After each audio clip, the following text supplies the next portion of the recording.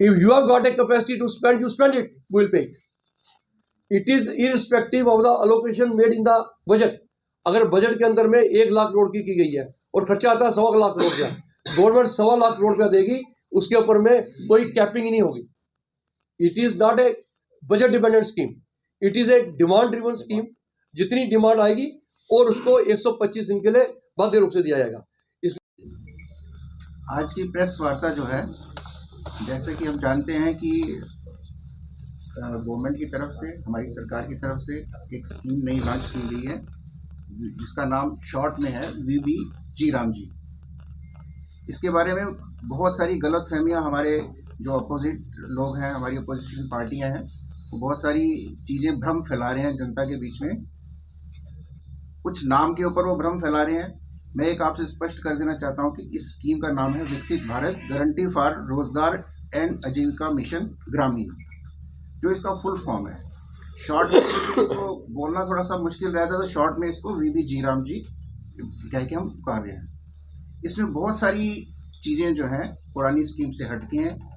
आम किसानों के बेहतरी के लिए हैं, आम लेबर के वर्किंग क्लास की बेहतरी के लिए हैं. बहुत सारी इसमें उससे हटके बहुत सारी बेनिफिट्स जो हैं आम जनता को, किसानों को और जो बेरोजगार हैं उनके लिए हैं. इसके बारे में विस्तार से हमारे MLA, चारों MLA बैठे हैं, हमारे वर्दी MLA पवन गुप्ता जी, मनकोटिया जी, पठानिया जी और सुनील भारद्वाज जी. तो मुख्य विषय जो है इसके बारे में हमारे वरिष्ठ जो डिप्टी LOP हैं और उधमपुर वेस्ट के विधायक भी हैं, पवन गुप्ता जी रखेंगे आपके सामने. उसके बाद आपकी तरफ से कोई सवाल होगा तो हमारे वर्दी बाकी MLA हैं, वो भी उसका जवाब देंगे. मैं पवन गुप्ता जी से बोलता हूँ, रिक्वेस्ट करता हूँ कि वो इसके बारे में विस्तार से बताएंगे. धन्यवाद माननीय अरुण गुप्ता जी. मेरा सभी प्रेस के पत्रकार बंधुओं को मेरा नमस्कार और मेरे ऑनरेबल कोलीग्स MLAs, हमारे यहाँ पर मेरे साथ में ही बैठे हुए हमारे आदरणीय हमारे जिला के प्रधान श्री अरुण गुप्ता जी. आज ये प्रेस कॉन्फ्रेंस का जो आयोजन जो है, इसका मुख्य उद्देश्य जो है, ये लोगों को जो अभी रिसेंटली पार्लियामेंट ने एक्ट को पास किया उसके बारे में जो भ्रांतियाँ फैलाई जा रही हैं, उसके बारे में इसके क्या सेलियंट पॉइंट्स हैं, ये क्यों चेंज किया गया, इसकी क्या मुख्य विशेषताएं हैं, उसके बारे में ये प्रेस कॉन्फ्रेंस रखी गई है. ये जो VBG रामजी विकसित भारत गारंटी फॉर रोजगार एंड आजीविका मिशन ग्रामीण, तो ये ग्राम से जुड़ी हुई है, ये इसका फुल फॉर्म है. ये अधिनियम जो है ये ग्रामीण रोजगार और विकास के नए युग का सूत्रबद्ध करता है. मनरेगा के स्थान पर ये एक सख्त, जवाबदेह और अकाउंटेबल कानून जो है ये लाया गया है. आज संसद ने जो VBG रामजी अधिनियम ग्रामीण भारत के लिए एक ऐतिहासिक और दूरदर्शी सुधार है. ये कानून केवल रोजगार नहीं है, ये गांवों की समग्र प्रगति, ऑलराउंड डेवलपमेंट और आत्मनिर्भरता को सुनिश्चित करता है. अब आप पूछेंगे कि ये परिवर्तन क्यों जरूरी था. क्योंकि मनरेगा में 100 दिनों की कानूनी गारंटी थी, परंतु वास्तविक रोजगार जो था वो 45 से 50 दिन से अधिक नहीं रहा. ये मैं नहीं कह रहा हूँ, ये बहुत सारी इंडिपेंडेंट जो रिपोर्ट्स हैं, क्या की रिपोर्ट्स हैं, वो कह रही हैं. भुगतान में देरी होती थी, फर्जी मस्टरोल बनते थे और ठेकेदार राज का समाप्त नहीं हुआ था. और फिर इसके बाद में जो गवर्नमेंट हजारों करोड़ रुपया खर्च करती थी, लगभग 90,000 करोड़ रुपीस का बजट था. 90,000 करोड़ रुपीस का गवर्नमेंट का बजट था जो हर साल गवर्नमेंट स्पेंड करती थी. और उसके बाद में हमारी कोई एसेट बिल्डिंग नहीं होती, कोई टिकाऊ परिसंपत्तियाँ हमारी निर्मित नहीं की जाती थी. कानून रोजगार का दावा बनकर रह गया, विकास का साधन नहीं. ये सिर्फ एक खोखला वादा था जो दिया गया और उसको फुलफिल नहीं किया गया. इसकी मुख्य विशेषताएं क्या है? सबसे पहले है कि रोजगार की गारंटी में ऐतिहासिक वृद्धि हुई है। अब ये आप कहीं हमारे मित्रों से पूछेंगे, विपक्ष के मित्रों से, 100 दिन से रोजगार को कम नहीं किया गया, 125 दिन किया गया। ये सबसे पहले इसकी मुख्य विशेषता है। दूसरा, ये घोषणा केवल घोषणा नहीं है कि हमने डिक्लेयर कर दिया कि ये है, आपकी ये कानूनी रूप से बाध्यकारी है, मतलब कि ये स्टैट्यूटरी है और इनफोर्सेबल इन लॉ है। फिर इसके बाद में इसको लागू करने की शक्ति किसके पास थी? जो ब्यूरोक्रेट्स के पास थी। अब इस शक्ति को विकेंद्रीकरण कर दिया गया है। ये शक्ति जो है, ये इसकी चाहे योजना हो, इसका इम्प्लीमेंटेशन हो, क्रियान्वयन हो, इसकी निगरानी हो, ये ग्राम सभा को पूरे अधिकार दिए गए हैं। ये सबसे बड़ा चेंज जो है कि जो हमारा कॉन्स्टिट्यूशन कहता है कि सत्ता का विकेंद्रीकरण हो और गांव जो है उसमें प्रमुख भूमिका निभाए। अब ये ग्राम सभा इसको इम्प्लीमेंट करेगी, इसकी पॉलिसी को वो बनाएगी, इसकी इम्प्लीमेंटेशन को भी बनाएगी और इसकी निगरानी जो है वो भी ग्राम सभा ही करेगी। इसमें ठेकेदारी का जो एक प्रचलन था उसको ख़त्म किया गया है और ये फर्स्ट कॉन्स्टिट्यूशन डिसेंट्रलाइजेशन की पहल की गई है, इसमें वाली गई है, पहल नहीं की गई है, उसकी रिस्टोर किया गया है। हम पहले कागजी रोजगार देते थे, अब हम वास्तविक रोजगार की ओर बढ़ रहे हैं। मांग दर्ज होते ही काम उपलब्ध करना अनिवार्य है। हमने देखा है गांव में लोग जाकर जब अपनी डिमांड देते थे उसके ऊपर में कोई असर नहीं होता था, कोई रिप्लाई नहीं आता था, वीडियो बोलता अभी पैसे नहीं आए हैं, अभी कुछ नहीं है। पर ये मांग दर्ज होते ही काम को उपलब्ध कराना ये मैंडेटरी कर दिया गया है इस योजना में।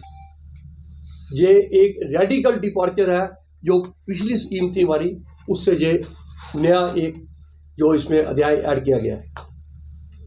और अगर भुगतान में देरी होगी तो उसके ऊपर में आपको कंपनसेशन दी जाएगी। क्या ऐसा पहले था? इसकी मुख्य विशेषता को मैं बता रहा हूं आपको। ये विशेषता है इसकी कि भुगतान में देरी पर गवर्नमेंट को बिल्ट इन मैकेनिज्म है कि उसको मुआवजा देना पड़ेगा। इसका मतलब क्या हुआ कि गवर्नमेंट जो है किसी के भुगतान को रोकेगी नहीं। फिर पहले जो हम काम करते थे वो सिर्फ अनस्किल्ड लेबर का था, गए गैंती उठाई, मिट्टी इधर से इधर फेंकी तो वो रोजगार हो गया। अब इसके अंदर में प्रावधान रखा गया है सेमी स्किल्ड और स्किल्ड लेबर का भी। एक अनस्किल्ड लेबर जो है वो कल अपने हुनर का विकास करके, अपने आर्ट का विकास करके वो सेमी स्किल्ड बन सकता है और सेमी स्किल्ड से स्किल्ड की ओर जा सकता है। ये इसका सबसे बड़ा नया चेंज जो उसमें आया है वो ये है। और ये मतलब ये आपकी स्किल पर आधारित है। आगे क्या था, मेरे पास में कोई काम नहीं है, मैं मिस्त्री हूँ पर मेरे को दिहाड़ी किसकी मिलती थी? मजदूर की, और वो भी हमारे को बता के छोड़ना पड़ता था। आज जो जो आदमी जिस काम में निपुण है उसको उसके मुताबिक काम मिलेगा। और ये इसमें युवाओं को और महिलाओं को पूरा सम्मानजनक अवसर प्रदान किया गया है। इसका फायदा क्या होगा? जब स्किल्ड लेबर काम करेगी और आपके इसमें जो जोर दिया गया है वो अनप्रोडक्टिव वर्क की जगह पे असेट बिल्डिंग का है कि टिकाऊ परिसंपत्तियां बनाओ। गांव के अंदर में कोई काम हुआ, आज तक आप जाएंगे तो आपको दिखाई देगा कि ये काम मनरेगा के अंदर में कोई काम हुआ था जिसको हम दिखा सकें। पर आज की डेट में जो काम होंगे वो एसेट बिल्डिंग होंगे। आप जाओगे आपको पता लगेगा कि ये एसेट जो है ये मनरेगा के अंदर में बना है। ये गांव के अंदर में एसेट बिल्डिंग का काम करेगा जो उनकी परिसंपत्तियों को बनाएगा। और इसमें जो तरजीह दी गई है, जैसे हमारे वाटर कंजर्वेशन है, जल संरक्षण योजना है, उसको तरजीह दी गई है। हमारा इरिगेशन है, छोटी छोटी कुल्लें बननी है जो कमांड एरिया को जो फीड करती हैं, या कोई छोटी सी नहर भी हमने बनानी है वो हम इस काम के अंदर में बना सकते हैं।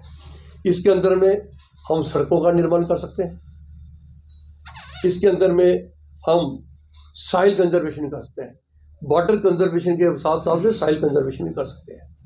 और गाँव के अंदर में कोई ऐसी परिसंपत्ति जिसकी गांव को जरूरत होगी वो उसका निर्माण प्योरली नरेगा में कर सकता है, क्योंकि इसके अंदर में ये प्रावधान दिया गया है कि आपको जो काम करना है वो एसेट बिल्डिंग का करना है। मान लो कोई बिल्डिंग बननी है तो उसके अंदर में भी नरेगा काम कर सकती है। तो इसका सोशल और इकोनॉमिकल इम्पैक्ट क्या होगा आप पूछेंगे। इसका इम्पैक्ट यह है कि जब मनरेगा को लाया गया उस वक्त भी ये मुख्य मुद्दा था कि हमारे गांव के गांव खाली हो रहे थे, गांव में रोजगार की कमी थी और गांव के गरीब लोग जो थे शहर की ओर पलायन करते थे। उनके पलायन को रोकने का ये एक सबसे बड़ा जरिया था। पर प्रॉब्लम ये होगी कि जब उनको रोजगार नहीं मिलता था, जब 40 से 50 दिन का रोजगार मिलता था तो 365 दिन में वो क्या खाएं और क्या आगे चले। इसमें 125 दिन कानूनी गारंटी है उसको, स्टैट्यूटरी और इन्फोर्सेबल है, स्टैट्यूटरी बाइंडिंग है। तो इसमें उनको गांव छोड़ने के अंदर में पलायन में भारी कमी आएगी, जो इसका उद्देश्य है। और जो हम 1 रुपया स्पेंड करते हैं मनरेगा के ऊपर में, उसका हमारे को कोई प्रोडक्टिव आउटपुट नहीं दिखाई देता। आज जितना हम रुपया स्पेंड करेंगे तो आपको उसकी उत्पादकता जो है वो गांव के अंदर में जाने पे दिखाई देगी कि हमने इस तालाब को बनाया था बीबीजी राम जी में, तो वो आपको सामने दिखाई देगी। जहाँ कोई बिल्डिंग बनी होगी, जहाँ कोई रोड बना होगा, जहाँ कोई आपने कोई बोली बनाई होगी, जहाँ आपने कोई गांव के अंदर में कहीं पर फ्लड्स आ रहे हैं तो उनके रोकने के लिए अगर आपने क्रेट्स लगाए होंगे वो आपको सामने में दिखाई देंगे। इसमें स्थानीय अर्थव्यवस्था को मजबूती मिलेगी। जो गांव के अंदर में जो हमारा अर्थव्यवस्था जो कमज़ोर है उसको मजबूती करने में इसमें भारी मदद मिलेगी और ये गांव को आत्मनिर्भर और सशक्त गांव बनाएगा। ये उनको सेल्फ रिलायंट और एम्पावरमेंट देगा विलेजेस को। इसका निष्कर्ष क्या है? इसका निष्कर्ष ये है कि 100 दिन कागज पर नहीं, 125 दिन हम जमीन पे देंगे। जमीन का मतलब एक्चुअल रोजगार देंगे। ये सबसे बड़ी इसकी खूबी है। ये कानून से आगे बढ़कर ये हमारे सशक्तिकरण की ओर बढ़ता हुआ कदम है, क्योंकि पहले तो सिर्फ कागज पे कानून पे दे दिया कि 100 दिन की गारंटी। आप बताइए क्यों नहीं मिला लोगों को 100 दिन का रोजगार। अब ये 125 दिन का उनको कानूनी तौर पे गवर्नमेंट बाध्य है, इसकी पेमेंट भी टाइम पे करेगी और उनको रोजगार भी देगी और ये लोगों को सेल्फ रिलायंट बनाएगी, अनस्किल्ड से स्किल्ड की ओर ले जाएगी और उनके बेसिस में वृद्धि होगी। कल एक जो आदमी जो स्किलफुल हो जाता है वो अपनी गेनफुल एम्प्लॉयमेंट, जरूरी नहीं है कि इसके अंदर में ले, वो कहीं बाहर जाकर भी अपनी गेनफुल एम्प्लॉयमेंट को ले सकता है। ये इसका सबसे बड़ा कारण है, क्योंकि हमने किसी को अनस्किल्ड को स्किल्ड का बनाया, पिछली योजना में बनाया नहीं किसी को। इसमें तो उसके पास में पूरा अधिकार है बनने का। जब एक मजदूर मिस्त्री के साथ में काम करता है वो सीख जाता है काम को और वो मेसन बन जाता है, वो कारपेंटर बन जाता है, वो कई और किस्म के जो है वो स्किल्ड जॉब करता है जिसमें उसको ज़्यादा पैसा मिलता है। कोई ये जरूरी नहीं है। हम लोगों के शक्तिकरण की ओर बढ़ रहे हैं कि उनको आत्मनिर्भर कैसे बनाए, उनको सेल्फ रिलायंट कैसे बनाए। ये बी राम जी जो है ये एक सम्मान है, ये एक स्टेबिलिटी है और एक ये अकाउंटेबिलिटी है। ये बेसिकली जो आपको जो मैंने बताया तो इसका ये कहा जा रहा है कि ये गरीब विरोधी है। ये गरीब विरोधी नहीं है, ये गरीब के धोखे का अंत किया गया है। उसको बताया तो बहुत कुछ गया और दिया नहीं गया। ये 100 दिन का वादा करके 50 दिन देने वाले हमको बोल रहे हैं कि आप हमें सर्टिफिकेट दीजिए। अरे भाई 100 दिन का था तो 50 दिन काम मिलता था, कभी स्टेट्स में, कभी ब्यूरोक्रेसी में, कभी इधर उलझा होता उधर उलझा था। आज ये स्टैट्यूटरी राइट बनाकर इसको ख़त्म कर दिया गया। तो जिसके ये हमारा ये हमारा सबसे बड़ा इसका जो है परिणाम आया है। जनता के पैसे की बर्बादी नहीं होगी, जनता के पैसे की बर्बादी नहीं, जवाबदेही फिक्स की जाएगी। ये हमारे कॉन्स्टिट्यूशन का फर्स्ट प्रिंसिपल है। Whatever money we spend we should be held accountable. आगे हम इतना पैसा खर्च करते थे तो हमारे को बदले में गांव में कुछ भी ठोस एसेट बना हुआ नहीं मिलता था। आज जब पैसा खर्च होगा, गांव का आर्थिक सशक्तिकरण होगा, उनको लगेगा ये एसेट्स हमारे पास में बने हैं, हमने मनरेगा में बनाए हैं, सॉरी उसमें बीबीजी राम जी में बनाए हैं, तो उनको ये लगेगा कि ये एसेट भी बने हैं, गांव का सशक्तिकरण भी होगा, लोगों का सशक्तिकरण भी होगा, 125 दिन की उसको एम्प्लॉयमेंट मिलेगी। फिर ये बोलते हैं कि ये फेडरलिज्म के अगेंस्ट है, ये मतलब स्टेटों के अधिकार को छीनता है।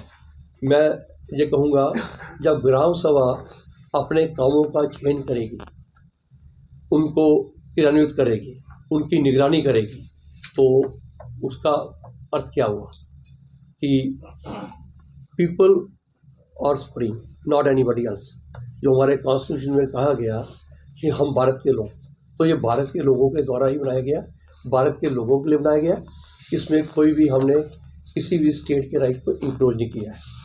ये उन्होंने सिर्फ वायदा किया, हम गारंटी दे रहे हैं, हम गारंटी दे रहे हैं आपको 125 दिन का रोजगार देंगे।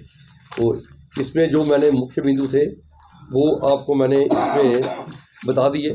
इसमें कोई अगर आपको कोई सर इसमें एक चीज आपने बोली नहीं, अच्छा ग्राम सभा अच्छा एक इसमें और तो 60 days नहीं, इसमें एक जो प्रोविजन और है जिसके बारे में जब कुछ हमारे विपक्षी चला रहे हैं, इसमें 60 दिन स्टेट गवर्नमेंट को चूज करने हैं, जो एग्रीकल्चर की बुआई और या उसकी कटाई के दिन होते हैं, जब हम सीड सोइंग करते हैं, जहाँ हम फसल को काटते हैं। अब ऐसा था कि बहुत बार ये एक प्रश्न चिन्ह लग गया कि किसान और मजदूर के बीच में एक किस्म का संघर्ष स्टार्ट हो गया। किसान लोग बोलते थे कि हमारे पास में तो मजदूरों के लिए मजदूरी करने वाले अवेलेबल नहीं है, आपने उनको जो है वो इस स्कीम के अंदर में लगा दिया। अब गवर्नमेंट ने कहा है कि 60 दिन का समय जो है वो स्टेट गवर्नमेंट्स निर्धारित कर सकती हैं अपनी उस समय के अनुसार, जिस टाइम पे वहाँ पर कल्टीवेशन होती है या वहाँ पर जो उसकी खेत की कटाई, उस फसल की कटाई होती है, तो उसमें उन्होंने जो प्रावधान रखा है कि 60 दिन, पर वो 60 दिन जब वो काम नहीं मिलेगा तो 365 दिन में से 60 दिन निकाल लीजिए, 305 दिन बचे। 305 दिन में उसको 50 दिन का काम नहीं देना है, उसको 125 दिन का काम देना है, उसमें कोई कमी नहीं है। ये बात को ये थोड़ा स्पष्टतर सुन लीजिए। और आपको एक जानकार बड़ी हैरानी होगी कि कांग्रेस 2005 में ये स्कीम लाई थी और 2014 तक उनका शासन रहा, लगभग 9 वर्ष तक उन्होंने किया।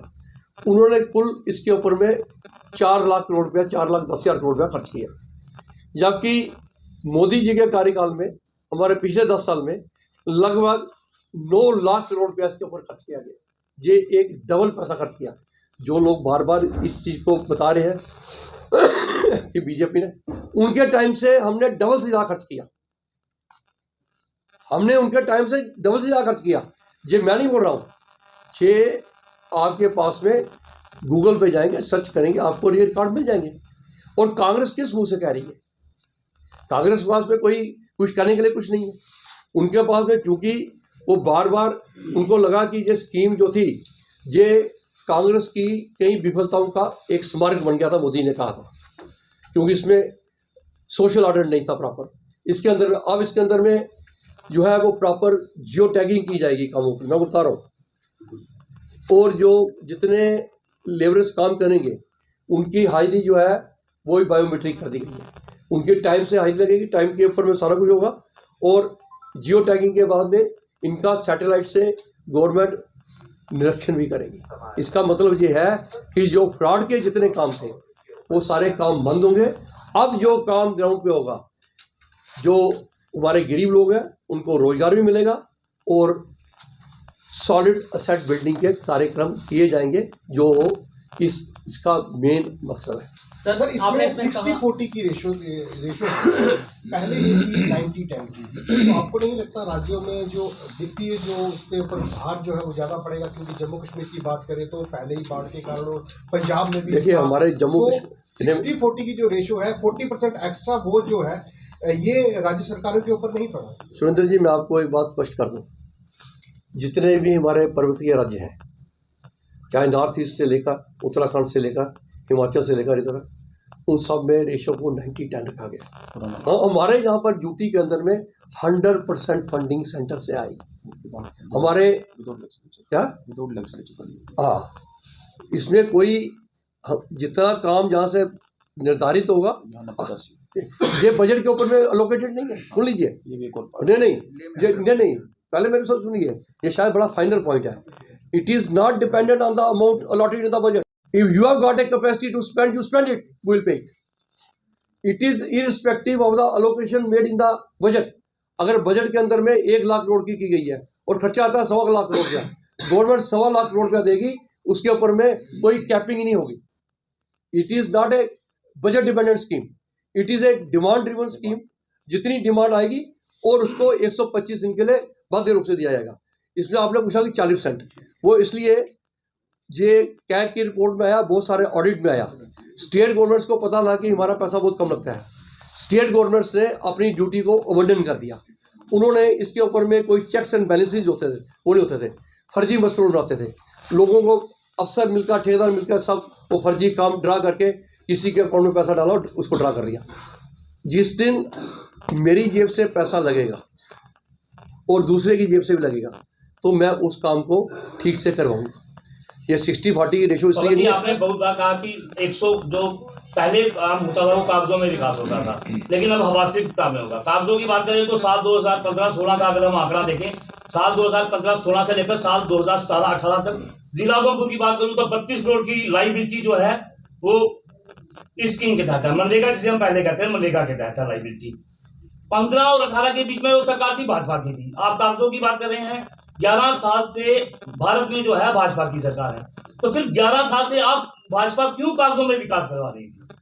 मेरी बात सुनिए, आपने पूछा कि जो पैसे जो बकाया हैं, जो नरेगा के अंदर में, नरेगा के अंदर में उस टाइम पे नरेगा की वायलेशन को किया गया, उसमें कोई फ्रॉड्स डिटेक्ट हुए, इसलिए वो पैसे को रोका गया। आप बोल रहे हैं 10 साल तक। जब हमने मोदी जी ने इसके बारे में प्रथम कहा तो कांग्रेस ने बड़ा हल्ला किया, पर हम बड़ी देर से माइंडफुली इसको देख रहे थे, क्योंकि लॉ जो है वो कभी स्टैटिक नहीं होता, वो एवोल्यूशनरी होता है। लॉ इवॉल्व करता है, कोई जीवन में कोई चीज़ जो है वो स्टैटिक नहीं होती, वो इवॉल्व करती है। जब हमने इस बात को पूरे तरीके से जांच लिया, परख लिया कि अगर हम इस स्कीम को जारी रखेंगे तो इस स्कीम की खामियां जो है वो कभी हम इनकी भरपाई, जो इसके अंदर में जो इसके डिफेक्ट्स हैं उनको कभी हम रेक्टिफाई नहीं करेंगे, कोई कोर्स एक्शन करेंगे। इसलिए ये सारा रेडिकल डिपार्चर हुआ कि हमने कहा नहीं, अब हमारे को हर चीज़ को जवाब देना है। पैसा ना तो किसी पार्टी का होता है, ना किसी प्रधानमंत्री का होता है, पैसा है जनता का। अब जनता के पैसे के प्रति हर एक को जवाबदेह करना, ये हमारा लक्ष्य था। इसी के लिए इस अधिनियम को लाया गया, इस बिल को लाया गया और इसको जो है वो एक्ट बनाया गया। मैं आपको ये कह सकता हूँ, if somebody wants to debate, let them come and have a debate with us. पुरानी लाइबिलिटी को इसमें एक क्वेश्चन और भी है सर। पुरानी लाइबिलिटी एक आपने कहा कि सबसे बड़ी बात है कि इस स्कीम को इम्प्लीमेंट करने वाले जीआरएस और टीए होते थे, पहले भी वो लगाए गए थे, लेकिन आज तक वो लोग परमानेंट नहीं है, उनकी बुरी हालत है क्योंकि उनकी सैलरी टाइम नहीं मिलती है, वो भी सेंट्रल स्कीम के अंडर थे। बट इस बार उनको ये राहत मिली है कि जो जीआरएस होंगे वो भी इस स्कीम में लाए गए हैं और उनको भी इसका कोई फायदा हो पाएगा। इसमें जो एडमिनिस्ट्रेटिव जो था, जो इन्होंने एक सीलिंग फिक्स की थी कि इतना पैसा खर्च होगा, वो अब 6 से 9 कर दिया, 1.5 गुना बढ़ाया। अब उसका इसका नेचुरल मतलब है कि हम ये मिलके मांग करेंगे तनख्वाह बढ़ाई जाए, और भी लोग लगाए, और नहीं इसमें तनख्वाह बढ़ाई जाए। इन्होंने पूछा है कि ये जो उधमपुर की लाइबिलिटीज़ के बारे में बात करें। मित्रों, मैं आपको बता सकता हूँ, ये अधिनियम 144 करोड़ लोगों के लिए बनाया गया है। ये खाली उधमपुर के लिए, ये उधमपुर स्पेसिफिक नहीं है। ये उधमपुर की मैं बात उधमपुर के टाइम पे करूँगा। ये उधमपुर डिस्ट्रिक्ट हमारा एक डिस्ट्रिक्ट होता है, हमारे 800 डिस्ट्रिक्ट है जहाँ पर ये स्कीम लागू हो रही है। We are confined only to the salient points of this scheme. अगर कहीं उधमपुर का डिस्कस करना, उसके बारे में हम डिस्कस करेंगे, उसमें कैसे हुआ, क्यों हुआ और कैसे वो नहीं हो सकता। सर एक क्वेश्चन और है, आपने कह दिया, एक सबसे बड़ी आपने कहा कि इस स्कीम को जो है ग्राम सभाएं जो है वो इम्प्लीमेंट करेंगे आने वाले टाइम। आप 4 विधायक यहाँ बैठे हैं, असेंबली पहले भी हुई, असेंबली अभी भी आने वाली है, क्या पंचायती जो इंस्टीट्यूशंस का है, क्योंकि काफी डिले हुआ है और अब तक उसमें चुनाव नहीं हो रहे, आप इस बात को उठाएंगे चारों विधायक असेंबली में जाके कि चुनाव हो और इस स्कीम्स को और अच्छे तरीके से इम्प्लीमेंट करवाया जाए? देखिए, ये विषय जो है ये स्टेट का विषय है, स्टेट इसके चुनाव कराती है। हमने हमेशा कहा है कि जो भी पंचायती राज इंस्टीट्यूशन है उनको बहाल किया जाए, बट जो बहाल है हमारे कोर्ट में नहीं होता। ये बहाल जो है, ये जो सरकार होती है, स्टेट गवर्नमेंट जो स्थानीय सरकार होती है, ये उसका हाथ होता है। हम तो उसके लिए बोल रहे हैं, चुनाव कराना जो है वो सरकार का काम है। वो आप एनसी को पूछिए जो इधर प्रोटेस्ट कर रहे हैं, या कांग्रेस को पूछिए, ये प्रश्न तो उनसे किया जा सकता है। हम तो इसका समर्थन करते हैं। ये लाइबिलिटीज जो है 196 करोड़ जो जम्मू कश्मीर के ऊपर लाइबिलिटी है जी मनरेगा की, तो क्या ये इसके अंडर कवर हो जाएगी? क्या वो लाइबिलिटीज क्लियर हो जाएंगी? देखिए, आपने ये प्रश्न जो था, हमारे जो माननीय मंत्री जी जहाँ पर आए थे, जावेद अहमद डार जी थे, उनसे भी आपने पूछा था, तो उन्होंने क्या उत्तर दिया, आप उस उत्तर को भूल गए हैं, मैं आपको दोहरा दूँ। उन्होंने कहा हमने सेंटर से इस मैटर को टेकअप किया है और जहाँ जहाँ पर असेट्स वेरिफिकेशन कंप्लीट हो चुकी है, क्योंकि इसमें बहुत बड़ी धोखाधड़ी जो थी जो बहुत सारे डिस्ट्रिक्टों में हुई थी, जिसकी वजह से ये सेंट्रल गवर्नमेंट इसको बंद किया था। उन्होंने कहा जहाँ जहाँ पर असेट वेरिफिकेशन हो चुकी है, आपको याद होगा आपके सामने उत्तर दिया था कि वहाँ पर हम सेंटर से परस्यू कर रहे हैं और वो बोल रहे हैं कि हम धीरे धीरे करके इनको रिलीज़ कर देंगे। अब उसमें जो सबसे बड़ा फेलियर हुआ है वो हुआ है हमारे वीडियो लेवल पे, एडिशनल जो सारी हमारे असिस्टेंट कमिश्नर फॉर डेवलपमेंट है, या जो एडिशनल डीडीसी हैं, ये उनको सुनिश्चित करना चाहिए था कि वो नरेगा की गाइडलाइन को वायलेट ना करें।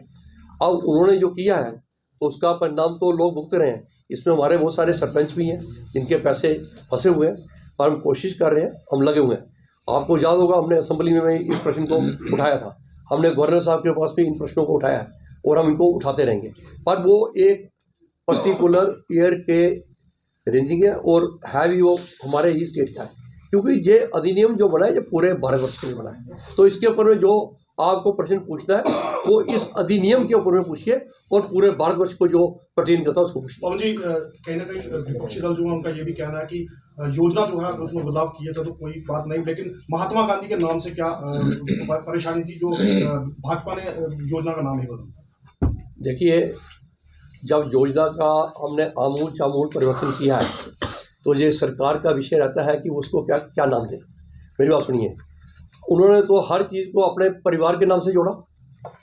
उन्होंने कोई ऐसी योजना है जो उन्होंने कोई, आज इंडिया के अंदर में जितने एयरपोर्ट्स हैं, जितनी रोड्स के नाम है, वो किसके नाम पर है? ये तो मोदी जी ने समाप्त किया उस चीज़ को। योजना के नाम से कुछ नहीं है, इसके कंटेंट पे जाइए ना, कंटेंट पढ़िए ना। आपको जब इस कंटेंट में लगा कि हमारे तो जो सारी जो